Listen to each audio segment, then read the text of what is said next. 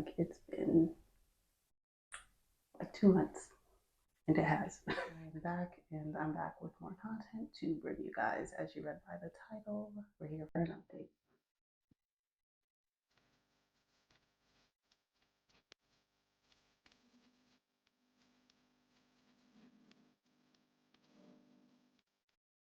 Friends, and welcome back to my channel. If you're new here, hey, my name is Taylor Symone.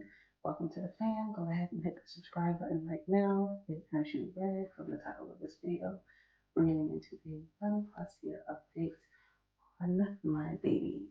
My intention for this video is basically to provide you all with my perspective on going through all the stages of locking my hair. If you don't know, I started with 2-strand twist, and I was here to inform and also possibly even encourage and relate to those of you who are watching.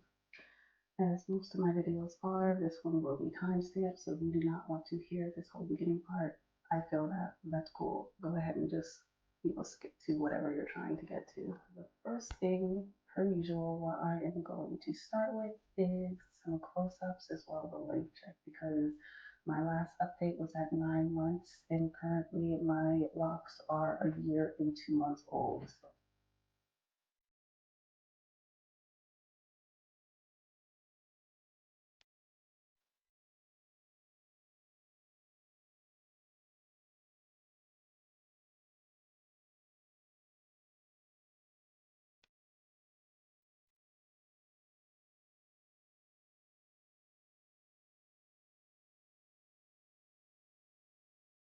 So I myself am actually pretty shocked with the difference. It's like, you'll watch other people's luxuries and see the videos and you'll be like, wow, but it's different when it's actually yourself. Now, we're going to get into what basically transpired after that 9-month update. If y'all saw my previous video, which if you didn't, it's right there in the corner, but watch it after this one's done, of course. I basically went out and I colored my hair blonde. I didn't do it myself. I did go to a professional. And honestly, for a while, I just had an itch, like a blonde itch, and I would always see people with like blonde locks. I'm like, wow, they look so good, like golden goddesses, and I kind of wanted that for myself because I figured since I have like brown skin and it's warm toned, I was just assuming that I was going to like that on me, but no, I did not at all. Another reason for me wanting to go that light is also I just been trying a new thing in my life where I'm just stepping out of my comfort zone for a lot of things. I just don't believe that there's such thing as growth if you are always comfortable. There's a point where you have to make yourself uncomfortable to get to another stage. And so I was like, I'm gonna just go ahead and do it. So I went and I did get my hair bleached. And to get that color that you see right there on the screen, it was only one processing of bleach. And mind you, I had virgin hair minus the very ends of my hair, of course, but I had virgin hair before that. So she used 10 volume developers, some bleach powder, and it literally sat on my hair for like 15-20 minutes for me to get that color. Now, if you're not starting off with similar conditions like that, like if you have dyed your hair previously, more than likely your process time is going to be different. And I'm not a professional, so I'm not at all recommending that you go through the same methods on how I got my hair that color. I'm just telling you guys what my loctician did. But overall, I don't regret my choice for bleaching my hair because again, I had an itch. I was still going to have that itch if I never had bleached my hair. I'm happy I did it. I do not regret it. And eventually, although I didn't like it, I did become comfortable with it. And I actually appreciate that part of the process for it just because it helps me to be a little more comfortable in my own skin and with my locks in general. And as you see, I went back to my natural color just because that is genuinely where I'm the happiest. Currently, it is February. We're still technically in winter, and during the winter, that winter cold air was very drying. Even before I had gotten my hair bleached, very, very drying. I remember I had went out just for like a little 45-minute walk outside in 30-degree weather, and by the time I got home, my hair was crunchy.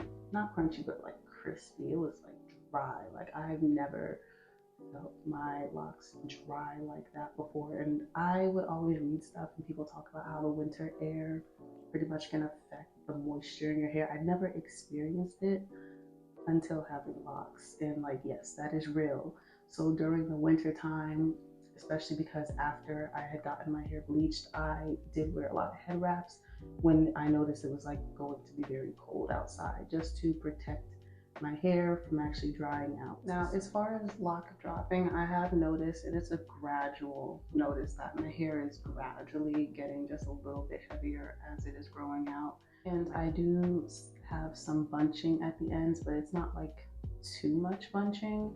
And then as far as the portions of my hair where I do have a looser texture and I wasn't sure how the ends were going to, be or lock up, this is pretty much what they did. They're kind of straggly a little bit, in my opinion. Just a little bit, but they don't bother me to the point where I feel the need to cut them off. If anything, I might try to experiment and comb it out a little bit and see if it'll lock up altogether.